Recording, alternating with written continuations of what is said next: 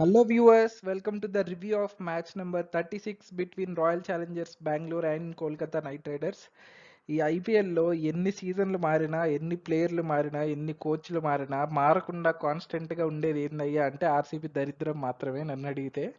ఎందుకంటే ఇవాళ కూడా గెలవాల్సిన మ్యాచ్ ఆల్మోస్ట్ ఇంకా ఈజీగా గెలిచేస్తారు అనుకున్న మ్యాచ్ని చేజేతులా కొంచెం పిచ్చి బ్యాటింగ్తో పోగొట్టుకున్నారు. మళ్ళీ పోయిందనుకున్న మ్యాచ్ని మళ్ళీ అసలు ఎక్కడి నుంచో మిరాకిల్ లాగా టర్న్ అయ్యి ఓహో ఇంకా గెలిచేస్తాం అన్నదాకా తెచ్చారు. మళ్ళీ రంగస్థలంలో రామ్ చరణ్ చెప్పినట్టు ప్రాణాల మీద ఆశ కల్పించి గొంతుకు వస్తే కదా మజా ఉంటుంది అన్నట్లు ఆల్మోస్ట్ ఇంకా విన్ అవుతాం అన్నట్టు ఆశలు తెప్పించి మరీ లాస్ట్లో జస్ట్ లాస్ట్ 1 రన్తో ఓడిపోయారు. సో అది ఇవాళ మ్యాచ్ పరిస్థితి అయితే. సో ఈ మ్యాచ్ స్కోర్ కార్డ్ కానీ ఒకసారి చూసినట్లయితే ఫస్ట్ బ్యాటింగ్ చేసిన కేకేఆర్, అందరూ కేకేఆర్ ఫస్ట్ బ్యాటింగ్ అంటే ఖచ్చితంగా ఈసారి అయితే మళ్ళీ 270 260 ఆ రేంజ్ టోటల్ ఎక్స్పెక్ట్ చేశారు. ఎందుకంటే ఈసారి ఎస్ఆర్హెచ్ కేకేఆర్ ఆ రేంజ్లో బ్యాటింగ్ చేస్తున్నాయి అన్ని టీమ్స్ మీద. ముఖ్యంగా ఆర్సీబీ వీక్ బౌలింగ్ కాబట్టి మళ్ళీ అదే స్కోర్ ఎక్సెప్ట్ చేశారు. కానీ ఈసారి కొంచెం ప్లానింగ్తో వచ్చినట్టున్నారు. ముఖ్యంగా సునీల్ నారాయణని అయితే కొట్టనివ్వలేదు స్టార్టింగ్లో. పోయిన మ్యాచ్ నుంచి కొంచెం లెర్నింగ్స్ తీసుకున్నారేమో. అండ్ 18 ఓవర్స్ వరకు మంచిగా బౌలింగ్ చేశారు. లాస్ట్ 2 ఓవర్స్లో కొంచెం రన్స్ లీక్ చేయడం వల్ల 222 రన్స్ ఇచ్చారు. ఆర్సీబీ అయితే కన్సిడ్ చేశారు. అండ్ రీసెంట్గా చూస్తున్నాం 200+ టోటల్స్, 260 270 280 టోటల్స్ని కూడా లాస్ట్ వరకు జరుగుతున్నాయి మ్యాచెస్. అంటే ఫస్ట్లోనే అయిపోవట్లేదు, ఓహో ఇంక గెలిచేస్తారులే అన్నట్లు. లాస్ట్ వరకు ఎవరు గెలుస్తారా అన్నట్టు జరుగుతున్నాయి, అట్లీస్ట్ 15-16th వరకు. సో ఇది కూడా అలాగే జరిగింది. ఆర్సీబీ అయితే ఒకనొక స్టేజ్లో గెలిచేస్తుందా అనిపించింది, అండ్ లాస్ట్ ఓవర్లో అసలు గెలవదు అనిపించింది. అండ్ దెన్ ఒక మిరాకిల్ జరిగి జస్ట్ లాస్ట్లో ఇంక గెలుస్తారనగా 1 రన్తో ఓడిపోయారు. So it was another last ball thriller అని చెప్పాలి. సో ఆ డీటెయిల్స్ అన్ని ఈ వీడియోలో చూసేద్దాం.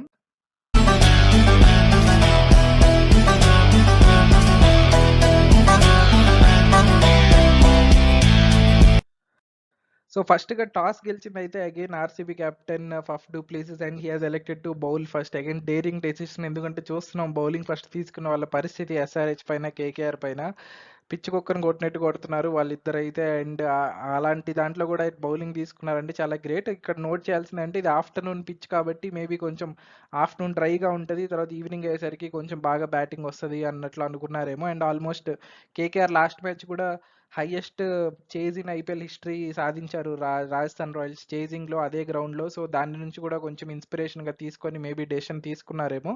కొంచెం వర్కౌట్ అయినట్టే అనిపించింది, బట్ లాస్ట్కి అయితే అవ్వలేదు. టీమ్ చేంజెస్ విషయానికి వస్తే కేకేఆర్ అయితే ఇంపాక్ట్ ప్లేయర్గా ఫాస్ట్ బౌలర్ వైభవ్ అరోరాని ఆడించేవాళ్ళు ఇన్ని రోజులు, బట్ ఈ రోజు అయితే ఇంపాక్ట్ ప్లేయర్గా సుయేష్ శర్మని ఆడించారు, స్పిన్నర్ని. సో ఫాస్ట్ బౌలర్ బదులు స్పిన్నర్ని. పోనీ అది మరీ అంత బాగా స్పిన్ అయిందా అంటే అవుననే చెప్పాలి. సో కొంచెం డ్రై పిచ్ కాబట్టి ఆఫ్టర్నూన్ కాబట్టి కొంచెం స్పిన్ ఎక్కువైంది. సో దానికి తగ్గట్లు వాళ్ళు ఆ చేంజ్ తీసుకున్నారు. ఆర్సీబీ అయితే ఇంకెలాగో అన్ని మ్యాచ్లు ఓడిపోతుంది కాబట్టి ఏదో ఒకటి చూపించాలి కాబట్టి చేంజెస్ చేస్తున్నా అన్నట్లు అనిపిస్తుంది. రీస్టోప్లీ బాగా పర్ఫామ్ చేస్తున్నాడంటే ఆ రీస్టోప్లీని తీసేసి కెమెరూన్ గ్రీన్ని తీసుకొచ్చారు టీంలోకి, అండ్ వైశాఖ్ని తీసి మొహమ్మద్ సిరాజ్ని తీసుకొచ్చారు. సో చిన్న బ్రేక్ లాగా మొహమ్మద్ సిరాజ్కి ఇది మిడిల్లో. అండ్ దెన్ సౌరవ్ చౌహాన్ అనే ప్లేయర్ని తీసేసి సుయేష్ ప్రభుదేశాయిని తీసుకొచ్చారు ఈరోజు టీంలోకి ఇంపాక్ట్ ప్లేయర్గా. సో టీం చేంజెస్ అయితే ఇవి మొత్తానికి. సో ఫస్ట్ బ్యాటింగ్ చేసిన కేకేఆర్ అయితే పవర్ ప్లేలో ఫస్ట్ జరిగిన విధ్వంసం ఎవరి నుంచి అంటే ఫిల్ సాల్ట్ నుంచి. It was another sensational innings by Phil Salt. 14 బాల్స్లోనే 48 run చేసి అవుట్ అయిపోయాడు. సో 13 బాల్స్లో 48 రన్స్ ఉన్నప్పుడు మేబీ ఆ బాల్ కనీసం 2 రన్స్ కొట్టున్నా ఈ సీజన్లో హైయెస్ట్ హాఫ్ సెంచరీ అయిపోయేది. 14 బాల్స్కి 50 అయ్యేది. సో ఆ రేంజ్లో హిట్టింగ్ జరిగింది. ముఖ్యంగా లోకీ ఫెర్గ్యూసన్ వేసిన ఒక ఓవర్లో అయితే 28 రన్స్ కొట్టాడు తను ఒక్కటే.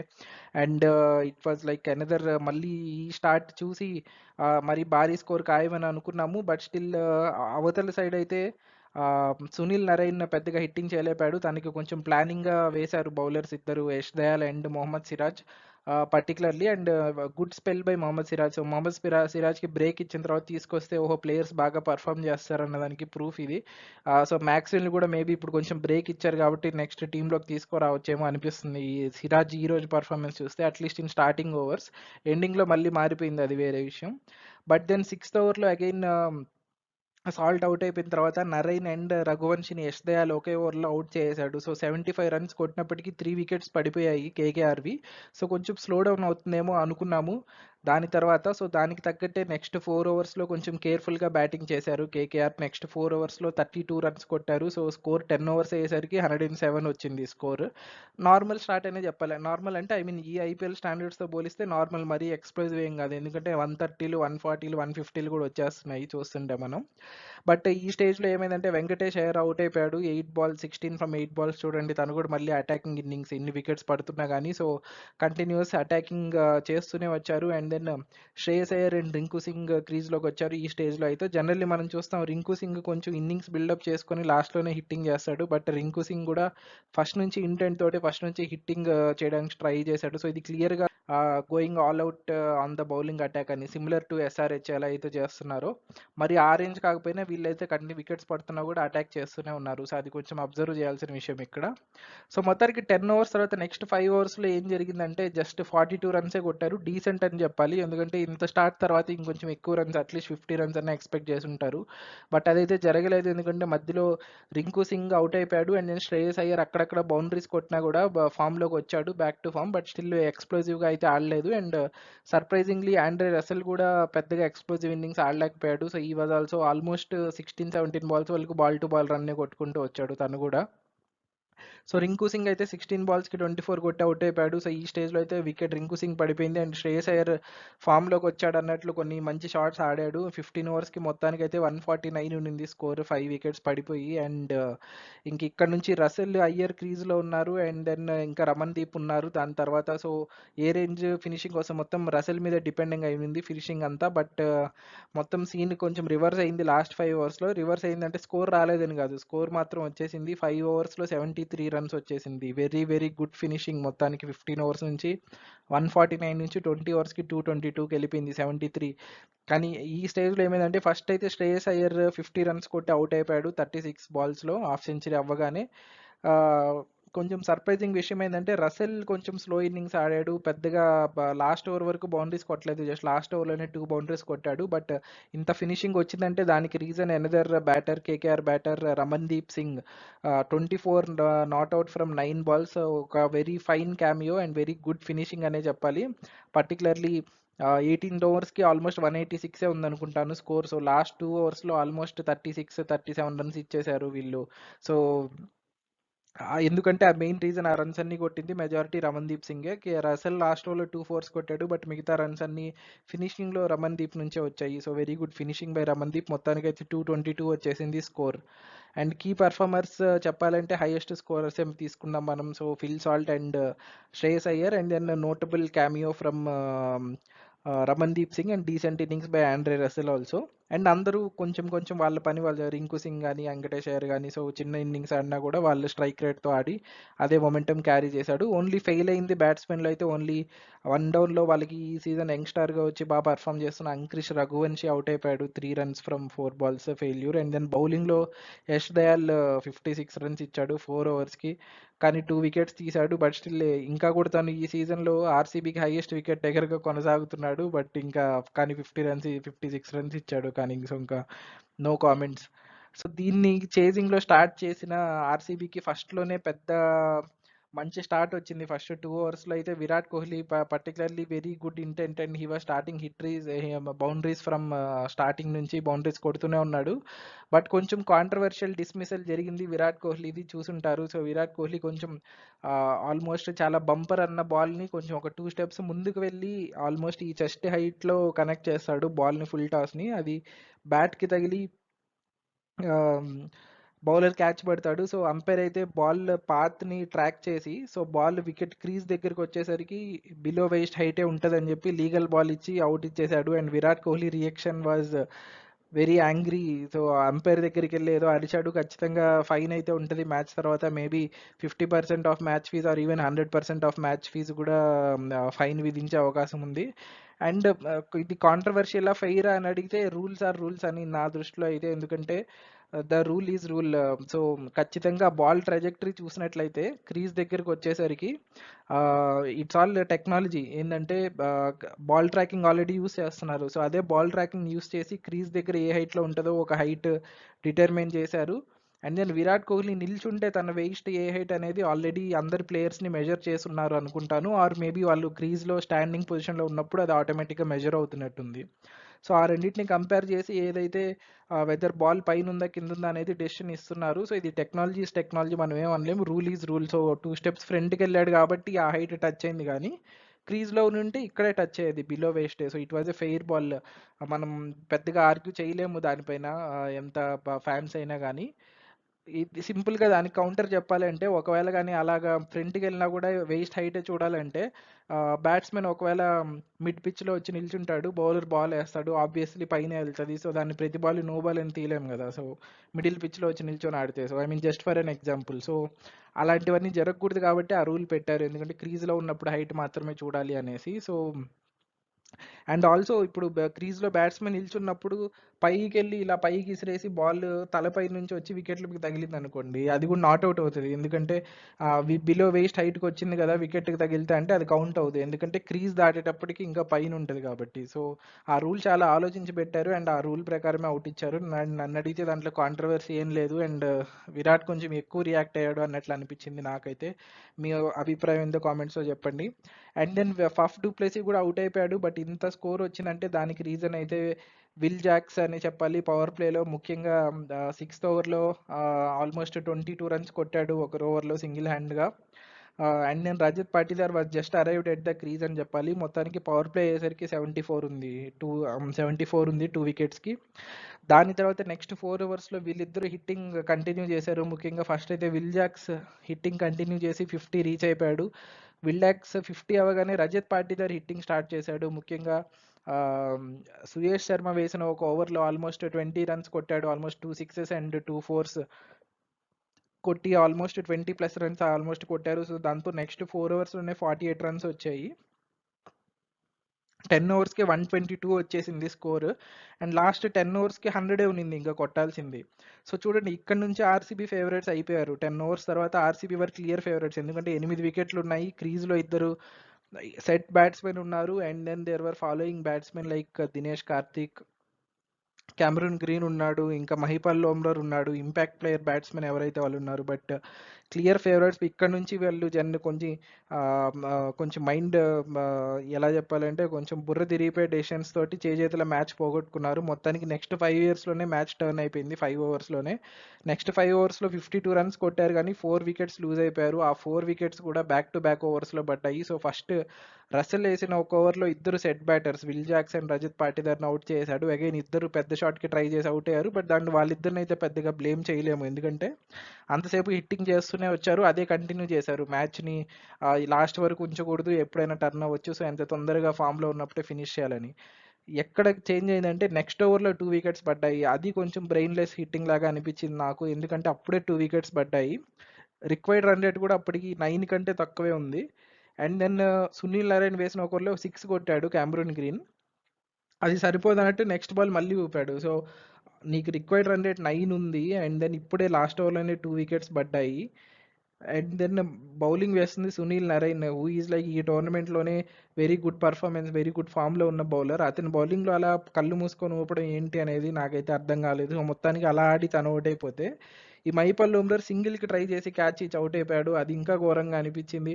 సింగిల్ అంటే తన వేరియేషన్స్ అన్నీ ఉంటాయి ఆబ్వియస్లీ, సింగిల్ కాకపోతే అట్లీస్ట్ డాట్ అన్న ఆడుకోవాల్సింది, ఎందుకంటే నరైన్ లాస్ట్ ఓవర్ అది. సో దాన్ని కొంచెం గేమ్ని సరిగ్గా రీడ్ చేయలేదు ఇక్కడ వీళ్ళిద్దరు బ్యాట్స్మెన్ అని నాకు అనిపించింది. సో అక్కడైతే మొత్తానికి మ్యాచ్ని చేతుల నీట్గా పొట్లం కట్టి కేకేఆర్ చేతిలో పెట్టారు. 4 వికెట్స్ అయిపోయారు. ఇంకున్నది ఇంపాక్ట్ ప్లేయర్గా సుయేష్ ప్రభుదేశాయ్ వచ్చారు, అండ్ దెన్ దినేష్ కార్తిక్ క్రీజ్లో ఉన్నారు 15 ఓవర్స్కి 174. ఇంకా కూడా ఛాన్స్ ఉంది, ఎందుకంటే వీళ్ళు అవుట్ అయిన తర్వాత కూడా ఒక ఓవర్లో ప్రభుదేశాయ్ కొంచెం షార్ట్స్ కొట్టి అప్పటికి ప్రభుదేశాయ్ కొంచెం సెట్ అయ్యాడు. అప్పటికి డీకే అప్పుడప్పుడే వచ్చాడు క్రీజ్కి, and required rate is around 49 కొట్టాల్సి ఉంది. సో ఇద్దరు లాస్ట్ పెయిర్ ఆఫ్ బ్యాట్స్మెన్ ఉన్నారు, బట్ రిక్వైర్డ్ రేట్ అయితే 5 ఓవర్లకి 50 అంటే ఇప్పుడు పెద్ద విషయం కాదు, అట్లీస్ట్ ఈ టోర్నమెంట్లో చూసినట్లయితే. బట్ మొత్తానికి అయితే వాళ్ళు అదే ట్రై చేశారు. మొత్తానికి ప్రభుదేశాయ్ అవుట్, డీకే ఈ లాస్ట్ ఫేజ్లో ఏం జరిగిందంటే ప్రభుదేశాయ్ అండ్ డీకే ఫైట్ చేశారు. సో ఫస్ట్ అయితే ప్రభుదేశాయ్ అవుట్ అయిపోయాడు, దాని తర్వాత డీకే కరణ్ శర్మ వచ్చాడు క్రీజ్లోకి, అండ్ దెన్ డీకే కొంచెం స్ట్రైక్ ఫామ్ చేస్తూ సింగిల్స్ తీసుకోకుండా అక్కడక్కడ 4s అండ్ 6s కొడుతూ మొత్తానికి 19th ఓవర్ లాస్ట్ బాల్కి అవుట్ అయిపోయాడు డీకే కూడా. సో అక్కడితో హోప్స్ అన్నీ అయిపోయాయి అనుకున్నారు. ఎందుకంటే అప్పటికి కూడా లాస్ట్ ఓవర్‌లో 21 రన్స్ కొట్టాల్సి ఉన్నింది. బ్యాట్స్‌మెన్ ఎవ్వరు లేరు. ఓన్లీ కరణ్ శర్మ ఉన్నాడు. అండ్ దెన్ మొహమ్మద్ సిరాజ్ వచ్చాడు క్రీజ్‌లోకి. సో, ఇంకా లాస్ట్ ఓవర్ మ్యాచ్ అయిపోయింది 21 రన్స్. మిచెల్ స్టార్క్ బౌలింగ్ మళ్ళీ. సో, ఇంకా ఏం కొడతారులే అన్నప్పుడు అప్పుడు జరిగింది మ్యాజిక్. ఫస్ట్ 4 బాల్స్‌లో 3 బాల్స్ సిక్సర్స్ కొడతాడు కరణ్ శర్మ. మిచెల్ స్టార్క్ బౌలింగ్‌లో అసలు కేకేఆర్ ప్లేయర్స్ రియాక్షన్స్ గానీ, గంభీర్ రియాక్షన్ గానీ, ఆర్సీబీ ప్లేయర్స్ రియాక్షన్స్ గానీ ఖచ్చితంగా చూడాల్సిందే. ఆ రేంజ్‌లో మారిపోయాయి. మొహాలు మాడిపోయాయి కేకేఆర్ ప్లేయర్స్‌కైతే.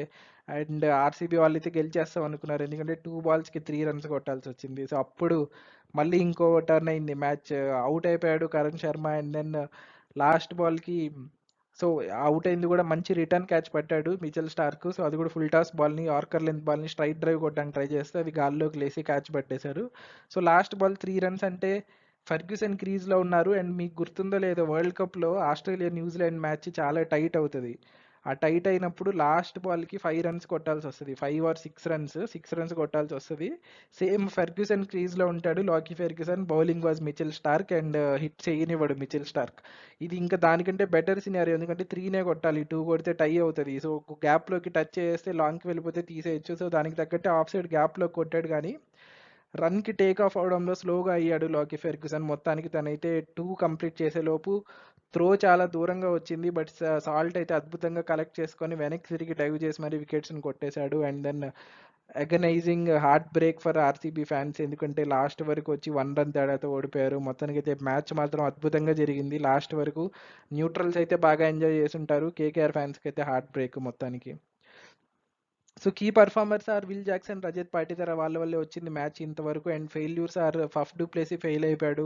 ఇంకొంచెం మంచి స్టార్ట్ వచ్చుంటే మేబీ ఇంకొంచెం లాస్ట్‌లో తక్కువ వచ్చేదేమో టార్గెట్. అండ్ దెన్ లాస్ట్‌లో కెమెరూన్ గ్రీన్ మైండ్‌లెస్ షాట్ అక్కడే నాకు తెలిసి మ్యాచ్ ఇంక ఓడిపోతామేమో అనిపించడం స్టార్ట్ అయింది అక్కడి నుంచి. అప్పటి వరకు గెలుస్తామని అనిపించింది నాకు. Cameron Green needs to seriously relook at that decision. ఆ టైంలో ఎలా రియాక్ట్ అయ్యాడనేది.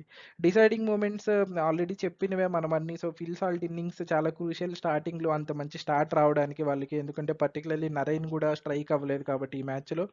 దెన్ లాస్ట్‌లో రసెల్ ఫైర్ అవ్వకపోయినా Ramandeep finishing was very crucial. అంత మంచి స్కోర్ రావడానికి. లాస్ట్‌లో అదే క్రూషియల్ అయ్యాయి. చూసారు 1 రన్‌తో ఓడిపోయారు. అండ్ దెన్ ఆర్సీబీ దాంట్లో అయితే వీళ్ళ పార్ట్నర్‌షిప్ ఉన్నప్పుడైతే ఆర్సీబీ గెలిచేస్తది అనిపించింది. ఎందుకంటే రిక్వైర్డ్ రేట్ 9 వరకు తెచ్చేసారు వీళ్ళిద్దరు కలిసి. 8 ఓవర్స్‌లోనే 100 రన్స్ పార్ట్నర్‌షిప్ చేసేసారు అవుట్ అయ్యేలోపు. అండ్ దెన్ లాస్ట్‌లో మనోళ్ళిద్దరూ టర్న్ చేశారు. సింపుల్‌గా వీళ్ళిద్దరు ఈరోజు చూడండి ఎంత మ్యాచ్ విన్నర్స్ అంటే బ్యాటింగ్‌లో కాంట్రిబ్యూట్ చేయకపోయినా బౌలింగ్‌లో 2 ఓవర్‌లో 4 వికెట్లు తీసి తను ఫస్ట్ ఈయన 2 నీకు 2 నాకు 2 అన్నట్టు వికెట్స్ పంచుకొని ఇద్దరిని అవుట్ చేసి మొత్తం మ్యాచ్ టర్న్ చేసేశారు. సో, ఇంత పెద్ద మ్యాచ్ విన్నర్స్ ఈళ్ళు బ్యాటింగ్‌తో కాకపోతే బౌలింగ్‌తో కూడా గెలిపించేస్తారు. స్టాట్స్ పెద్దగా ఏం లేవు ఈ మ్యాచ్ నుంచి. ఈ ఆర్సీబీ ఒకవేళ ఈ చేజ్ కొట్టుంటే సెకండ్ హైయెస్ట్ చేజ్ అయ్యేది ఐపీఎల్ హిస్టరీలో. ఎందుకంటే మొన్ననే 224 చేజ్ చేశారు ఆర్ఆర్. సో, ఇది 223 చేజ్ కాబట్టి సెకండ్ హైయెస్ట్ అయ్యేది. బట్ ఆర్సీబీ హైయెస్ట్ చేజ్ అయితే ఇప్పటివరకు 204 ఐపీఎల్ హిస్టరీలో. సో, దాన్ని బెటర్ చేయాలి. 20 రన్స్‌తో బెటర్ చేయాల్సి వచ్చింది కాబట్టి వచ్చింది కానీ చేయలేకపోయారు. అండ్ దెన్ ఫాస్టెస్ట్ 50 నేను చెప్పినట్టు జస్ట్ మిస్ అయింది ఫిల్ సాల్ట్‌కి. సో, 13 బాల్స్‌లో 48 ఉన్నప్పుడు ఆ బాల్ 2డీ తీసున్నా గానీ 14 బాల్స్‌కి 50 అయ్యేది. ఈ సీజన్‌లో ఫాస్టెస్ట్ 50 అయ్యేది. బట్ తనైతే అవుట్ అయిపోయాడు ఆ బాల్‌కి. Superman is a player of the match. Andre Russell 27 runs కొట్టి లాస్ట్ ఓవర్‌లో 2 ఫోర్స్ కొట్టి ఫినిషింగ్ ఇవ్వడమే కాకుండా మ్యాచ్‌ని టర్న్ చేసి ఇద్దరు సెట్ బ్యాటర్స్‌ని అవుట్ చేసి 3 వికెట్స్ తీసి మ్యాచ్‌ని టర్న్ చేశాడు. లాస్ట్‌లో డీకే వికెట్ కూడా రసెలే తీసింది ఇన్‌ఫాక్ట్. అండ్ బ్యాట్‌మెన్ చిన్న ఇన్నింగ్స్‌తో పెద్ద ఇంపాక్ట్ చేసిందైతే రమణ్‌దీప్ సింగ్ ఆల్రెడీ మాట్లాడుకున్నాం. సో, మొత్తానికి పాయింట్స్ టేబుల్ చూసినట్లయితే ఈ మ్యాచ్ అయిన తర్వాత నైట్ రైడర్స్ సెకండ్ ప్లేస్‌కి వచ్చేసారు ఎస్ఆర్‌హెచ్‌ని దాటి. ఇద్దరు same number of wins and losses ఉన్నా గానీ net run rate Kolkata Knight రైడర్స్‌కి ఎక్కువ ఉంది. ఎందుకంటే వాళ్ళు ఫస్ట్‌లో ఒక మ్యాచ్ భారీగా విన్ అయ్యారు కాబట్టి ఆ నెట్ రన్ రేట్ ఇంకా వాళ్ళకి హెల్ప్ అవుతూనే ఉంది. హ్మ్. మొత్తానికి సన్ రైజర్స్‌ని థర్డ్‌కి నెట్టేసి వాళ్ళైతే సెకండ్‌కి వచ్చారు. అండ్ ఆర్సీబీ 10థ్ ప్లేస్‌ని ఇంకా కన్ఫర్మ్ చేసుకుంది. ఇంకా ఇక్కడే ఉంటారు కొన్ని రోజులు వాళ్ళు. ఎందుకంటే విన్ అయినా కూడా పంజాబ్ రన్ రేట్ ఎక్కడో ఉంది. వాళ్ళతో టై అయినా కూడా కిందే ఉంటారు. మర్చిపోయాను సెకండ్ మ్యాచ్‌లో జరిగిన తర్వాత అప్డేటెడ్ స్కోర్ కార్డ్ ఇది. గుజరాత్ టైటన్స్ పంజాబ్‌ని ఓడించి 6th ప్లేస్‌కి వచ్చారు. 7th నుంచి ముంబై ఇండియన్స్‌ని కిందకి నెట్టి. కానీ 1 ఎక్స్ట్రా మ్యాచ్ ఆడున్నారు వాళ్ళు. Punjab Kings 9th place confirm చేసుకున్నారు. వాళ్ళు కూడా ఇక్కడే ఉంటారు కొన్ని రోజులు. చెప్పాలంటే మేబీ ఢిల్లీ క్యాపిటల్స్ గెలిస్తే 8థ్‌కి రావచ్చు. బట్ వాళ్ళైతే లాస్ట్‌లో కంటిన్యూ అవుతున్నారు. సో, పాయింట్స్ టేబుల్‌లో ఆల్మోస్ట్ ఇంకా ఈ 2 టీమ్స్‌నైతే తీసేయొచ్చు ప్లే ఆఫ్స్ కంటెన్షన్ నుంచి. ఎందుకంటే వాళ్ళు వస్తే మిరాకిల్ అనే చెప్పాలి. అన్ని మ్యాచ్‌లు గెలిస్తేనే వస్తారు అన్న రేంజ్‌లో ఉంది. పంజాబ్ అయితే ఒకటి ఓడిపోయినా మిగతావన్నీ గెలవాలన్న స్టేజ్‌లో ఉంది. సో, అది పరిస్థితి. సో, ఇది ఈ వీడియో మీకు నచ్చినట్టయితే ప్లీజ్ లైక్ చేయండి. నా ఛానెల్‌లో ఫస్ట్ టైం వీడియో చూస్తుంటే ప్లీజ్ సబ్స్క్రైబ్ చేసుకోండి. Thank you for watching. Take care. By by.